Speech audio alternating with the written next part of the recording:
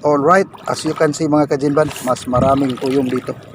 Ayan o, malaki na talaga sila. Siguro naman may laman na ito at pwede nang makain at makuha yung laman nito. Alright, ang dami. Yan, hindi ka na kailangan maghanap pa ng iba. Tapos sa gitna ng tuyo mga kajinban, mayroon akong nakitang balat or siko. Ayan o, mas masarap yan. Yan po ay tinatawag sa amin na balat hanginan. Ayan, kukunin natin para makilaw na ito. Alright. Ayan o. Kung napapansin nyo, malaki na siya mga kajinban. Ayan o. Tapos, para hindi siya lumiit, mayroon tayong tawag ito sa amin lihi. Kailangan ihipan mo siya. What? Right.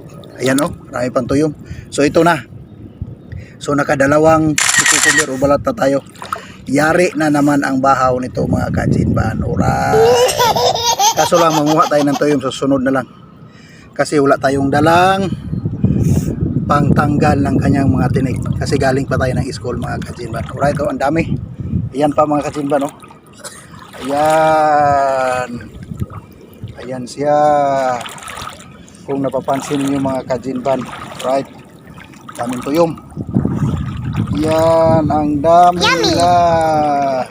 Hanggang doon pa yan. Yan. Dalhan natin ng bahaw to para masarap ang kainan, lalo na pag dito tayo sa dagat. Ang sarap ng kain mga wow. Kasi maski ganito lang ang ulam mo, tuyom or balat or si kukumber, napakasarap kumain dito sa dagat. Diba, agree kayo mga kajinban? Sinong nakaka-relate dyan? Alright.